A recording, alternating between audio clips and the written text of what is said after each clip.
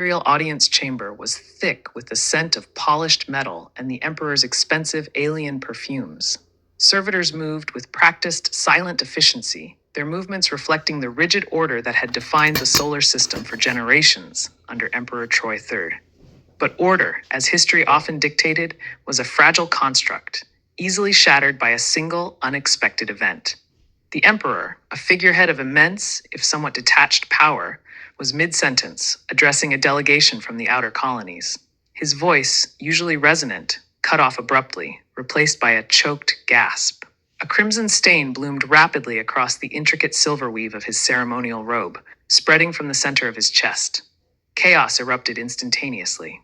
Guards, caught flat-footed, fumbled for their weapons. Delegates shrieked, scrambling away from the dice, the emperor's eyes, wide with shock and disbelief, fixed on something unseen before glazing over, his body slumping forward onto the ornate table.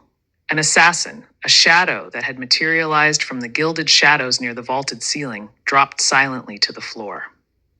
Before the stunned security detail could react effectively, the figure moved with impossible speed, a blur of dark fabric and glinting blade, neutralizing several guards before vanishing back into the labyrinthine corridors of the Imperial Palace. Within minutes, the news began to ripple outwards from the heart of the system. Not through official channels, which were instantly overwhelmed and paralyzed, but through panicked whispers, encrypted bursts of data, and the terrified cries of witnesses. Emperor Troy III was dead, violently murdered, and he had left no heir. The vacuum was absolute, terrifying. Centuries of centralized rule, however flawed, vanished in a heartbeat. On Mars, mining barons felt a tremor of opportunity. On Jupiter, military commanders, already bristling under civilian oversight, straightened their shoulders, their eyes gleaming with lethal calculation. Venusian engineers, long stifled by imperial bureaucracy, saw not just danger, but a chance for autonomy, for their innovations to finally breathe free. Mercury's reclusive historians and archaeologists, normally lost in ancient texts, felt a sudden, chilling relevance as they considered the hidden forces that might now be unleashed. Saturn's rigid hierarchy, built on loyalty and order, fractured as internal factions weighed the potential for both gain and devastating loss. From the asteroid belt, the lawless expanse where scavengers and slavers thrived, a predatory grin spread across the face of bounty. The chaos was his element, and the harvest was about to begin. Earth, long subjugated and resentful, stirred. Rebel cells, scattered and often desperate, felt a jolt of adrenaline, a flicker of impossible hope amidst the crushing weight of oppression. Their leader, Hawk, saw the opening, small but potentially decisive, to fight for a future free from tyranny. Across 9 planets, countless moons, and the vast dark spaces between, ambitions long held in check by the Emperor's reign surged like a tidal wave. Alliances forged through necessity crumbled, replaced by ancient rivalries and naked, brutal self-interest. The fragile peace was not just broken, it was annihilated. The solar system, a powder keg of simmering resentments and unchecked power, had just been ignited. The Emperor's sudden violent end was not just a death, it was the catalyst for a conflagration, a terrifying descent into a civil war that would consume worlds and redefine the very meaning of survival. The solar system, still reeling from the Emperor's sudden bloody demise, felt the immediate, terrifying void. Centuries of tenuous peace, enforced by the iron fist of House Troy, shattered like brittle glass. Across the vast distances separating the 9 orbiting worlds, powerful figures who had long nursed hidden ambitions now saw their moment arrive. The waves, typically humming with commerce and communication, crackled with coded transmissions and overt threats, each planetary leader maneuvering for position before the true slaughter began. On Earth, battered but defiant, General Hawk surveyed his forces. His resolve was absolute, a hardened shield against the encroaching chaos. He cared only for the survival of his people, for their autonomy against any who would exploit or enslave them. Earth had suffered under the Empire, and Hawk was willing to unleash hell itself to ensure it would not suffer under a new tyrant. Mars, a rust-colored scar in the void, seethed with generations of rebellion. From its rugged mining colonies emerged Kalen, the Martian. Initially fueled by ideals of justice and freedom, the Emperor's death presented an opportunity born of desperation. He was a leader forged in the harsh Martian crucible, ready to capitalize on the power vacuum, even if it meant embracing tactics he once despised. Venus, shrouded in its toxic, beautiful atmosphere, held Anya. Brilliant and resourceful, she represented a fragile moral compass in a system rapidly losing its way. While dedicated to supporting the burgeoning rebellion, her focus remained on protecting the innocent caught between the warring powers. Venus itself, with its complex terraforming projects, was a valuable prize now eyed by many. From the gas giant Jupiter came the chilling presence of General Varkas. A colossal figure of military might, his ambition was as vast as the planet he commanded. Unburdened by morality, driven purely by a lust for power and conquest, Varkas saw the emperor's death not as tragedy, but as an invitation. His legions were already on high alert, poised to strike with brutal, calculated precision. Saturn, a realm of rings and rigid order, housed Zara. A formidable pilot from a society built on strict hierarchy, she had witnessed the Empire's cold efficiency firsthand. The Emperor's fall stirred complex currents within Saturnian leadership, a mix of apprehension and opportunity. Zara, however, harbored her own plans, a calculated defection brewing beneath the surface of her loyalty. On scorched Mercury, Elias the historian guarded secrets older than the Empire itself. He was less concerned with crowns and armies than with the echoes of a forgotten past. Yet, the ancient knowledge he unearthed held power capable of reshaping the solar system's future. Conflicted, Elias wrestled with the potential devastation his discoveries could unleash, a power he felt compelled to protect, perhaps even wield. Beyond these primary contenders, the outer planets and territories stirred. Uranus, Neptune, and Pluto, long distant and semi-autonomous, watched with wary eyes, their own local leaders debating alliances and defenses. The lawless asteroid belt, a swirling frontier of debris and desperation, became fertile ground for predators like Bounty, the brutal slaver, ready to profit from the impending chaos and align with anyone who promised him dominion. The initial posturing was a dangerous dance of probes and veiled threats. Fleets shifted positions, communication channels were jammed or monitored, and proxies tested the defenses of rivals. Old grudges between planets resurfaced, fueled by generations of perceived slights and resource disputes. Every leader, from the most principled rebel to the most depraved warlord, assessed the strengths and weaknesses of the others. This immediate aftermath was not just a political crisis, it was the grim preamble to total war. The ambitions, once confined to whispered conversations and strategic games, were now laid bare, sharp and hungry. The 9 planets, each with its distinct culture, resources, and grievances, stood on the precipice, their leaders ready to plunge the solar system into a conflict that would redefine existence, staining every world with unimaginable brutality and loss. The long-standing rivalries between the inner, resource-rich planets and the outer, more independent territories intensified. Earth's historical dominance was challenged by Mars's rebellious spirit and Jupiter's sheer military might. Venus, with its technological advancements, became a target for both conquest and alliance. Saturn's disciplined forces were a wild card, their intentions closely watched. In this volatile atmosphere, trust was a luxury no one could afford. Every handshake was potentially a prelude to a dagger in the back.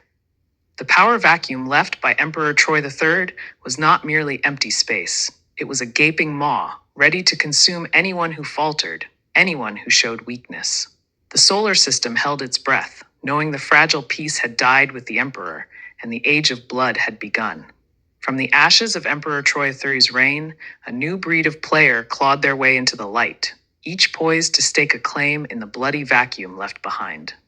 They were not merely leaders of planets or factions, they were forces of nature themselves, shaped by the harsh realities of their worlds and driven by ambitions that would shatter the fragile peace of the solar system.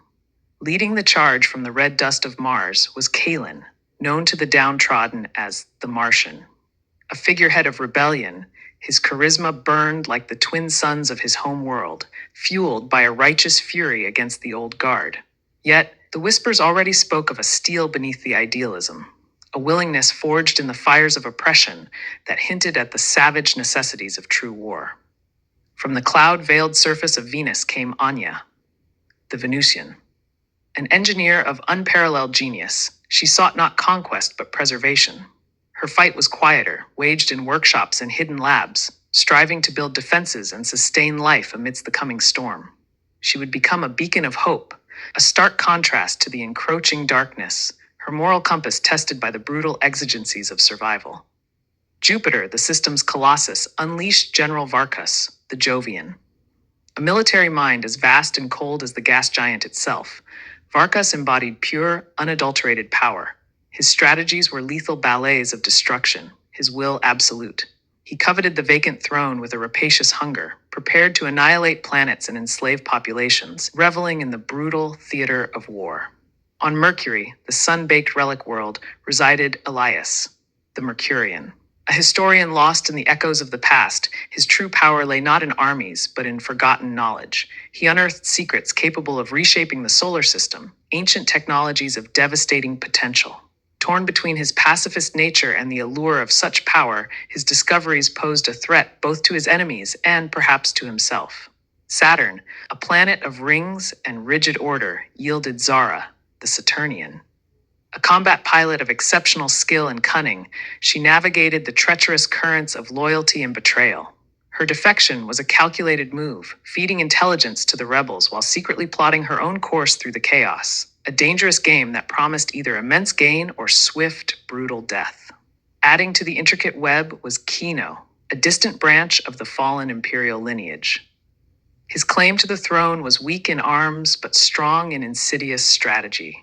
He spun a network of deceit, forging alliances through assassination and hiring mercenary armies from distant, brutal systems, their sole loyalty to the highest bidder. His ambition was a silent, deadly poison in the heart of the conflict. From the battered, besieged surface of Earth rose General Hawk. His resolve was unyielding. His sole focus the survival and autonomy of his ravaged planet and people. He was willing to cross any line, destroy any obstacle, to protect his home from extortion and enslavement, a fierce guardian forged in desperation. And lurking in the lawless expanse of the asteroid belt was Bounty. No general, no noble, but a brutal slaver, thriving in the utter breakdown of order. He was a creature of pure profit and cruelty, preying on the weak, his hidden agendas aligning with those who offered the greatest opportunity for exploitation. His connection to Varkos hinted at a dark pact, a promise of unspeakable acts. These were the key players, the architects of the coming war. Each carried their own burdens, their own ghosts, their own ruthless logic. Their paths were set to collide, their ambitions destined to clash in a maelstrom of violence that would either forge a new order or consume the solar system entirely. With Emperor Troy III's sudden and bloody departure, the delicate lattice of power that had held the solar system together for centuries shattered. It wasn't just a change in leadership, it was an amputation of the central nervous system. The imperial palace on Earth, once the undisputed heart of governance and law, became little more than an ornate tomb. Its halls echoing with the silence of absolute authority vanished. Under Troy III, the myriad planetary governments, vast corporate entities, and powerful noble houses had operated within a complex, often restrictive framework dictated from the throne. Oaths of fealty, trade agreements enforced by imperial decree, and a standing fleet loyal only to the emperor had maintained a semblance of order, however tenuous. Now, that framework evaporated like dew in Mercury's sun. There was no designated heir, no council of regents, no established protocol for succession in the event of such an abrupt, violent end. The emperor's demise left not a carefully prepared transition, but a gaping maw where central command had been. Decades of carefully cultivated dependency on imperial arbitration meant that few planetary leaders possessed the infrastructure or experience to manage independent rule, let alone navigate a system-wide crisis. Across the 9 planets, the imperial bureaucracy that had overseen everything from interstellar shipping lanes to interplanetary justice simply ceased to function. Administrators fled their posts, loyalist garrisons found themselves leaderless or quickly suborned by local powers, and the vast communication networks that linked the system became choked with panicked, contradictory, or outright hostile transmissions. Communication became a luxury, then a weapon. Hyperlane traffic, once regulated and protected, became a perilous gamble. prey to opportunistic pirates and newly emboldened planetary navies. Information, the lifeblood of governance, fractured into isolated planetary echoes, rumors, and propaganda, making coordinated action or even accurate assessment of the unfolding disaster impossible. On the ground, the impact was immediate and brutal. Local governors, suddenly cut off from imperial oversight, either declared independence, pledged allegiance to the strongest nearby faction, or were violently overthrown by ambitious subordinates or popular uprisings. The fragile peace in many regions, maintained solely by the threat of imperial reprisal, dissolved into localized skirmishes and power grabs. Systems of justice collapsed. Without imperial courts or enforcement, disputes were settled by force. Trade routes, vital for the survival of many planets, were blockaded or raided. The common folk, the miners of Mars, the atmospheric harvesters of Venus, the orbital mechanics of Saturn, found themselves abandoned, their lives and livelihoods dependent on the whims of whichever warlord or faction seized control of their sector. A chilling lawlessness descended upon the system.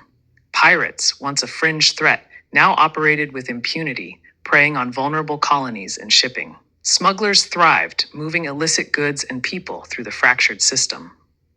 The asteroid belt, always a haven for the desperate and the criminal, became a major power player, its brutal inhabitants recognizing the unprecedented opportunity in the chaos.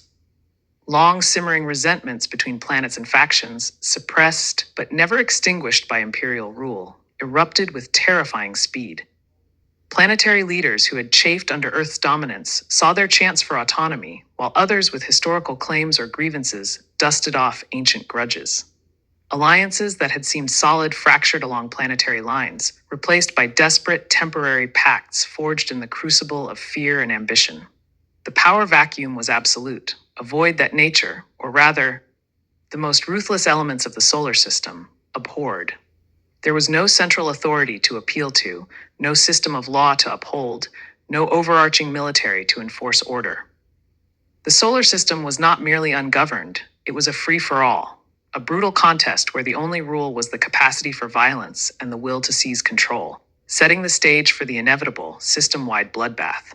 The sudden, messy void left by Emperor Troy III's demise was not merely an absence of leadership. It was a gaping wound in the fabric of the solar system itself. For generations, the Emperor's iron fist, however tyrannical to some, had maintained a semblance of order, a fragile peace enforced by fear and immense power. Now that power was shattered, the fear replaced by a ravenous hunger for control that rippled through the void between worlds, promising not merely conflict, but an unimaginable system-wide conflagration. Across the 9 planets, the thin veneer of civility peeled away like scorched paint under a solar flare. Diplomatic channels choked on threats and ultimatums. Fleets that had been posturing for decades now began to shift, their silent, deadly movements echoing the predatory instincts of their leaders.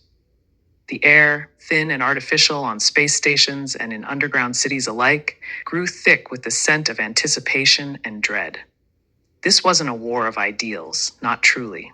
It was a brutal scramble for the throne, a chaotic free-for-all where ancient grudges boiled over and new alliances were forged in the flickering light of plasma engines and orbital bombardments.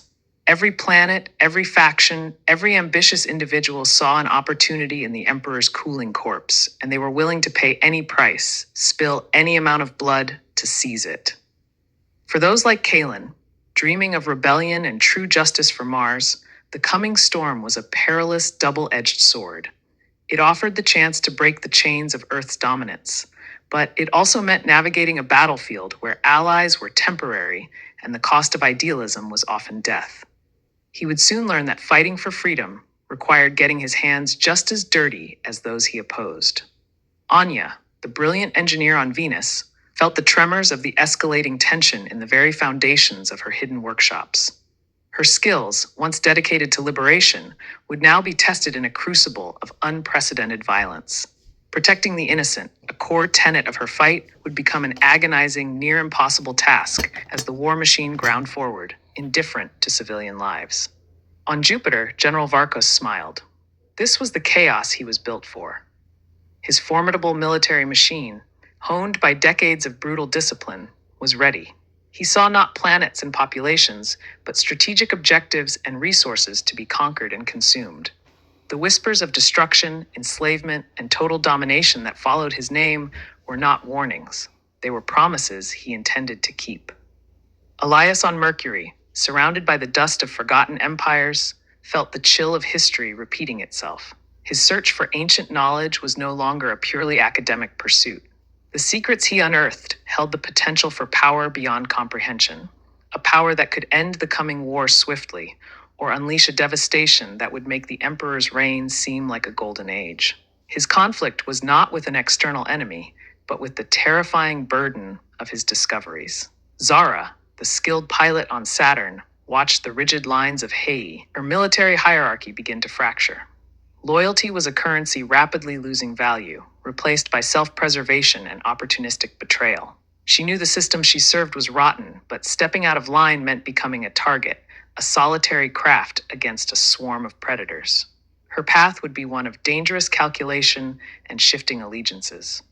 Even in the lawless expanse of the asteroid belt, figures like Bounty sharpened their claws. The collapse of central authority was a boom market for slavers, pirates, and mercenaries. The chaos was their element, the suffering of others their profit. They waited like vultures, ready to pick the bones of a dying system, their brutality unconstrained by anything but the highest bid. The stage was set. The players were in position, their ambitions and fears converging on a single, inevitable point. The solar system held its breath, not in anticipation, but in a collective, silent scream of terror. The Great Civil War, the conflict that would redefine life, death, and power under a blood-red sun, was about to begin. And none of them, no matter their strength or cunning, were truly prepared for the horrors it would unleash.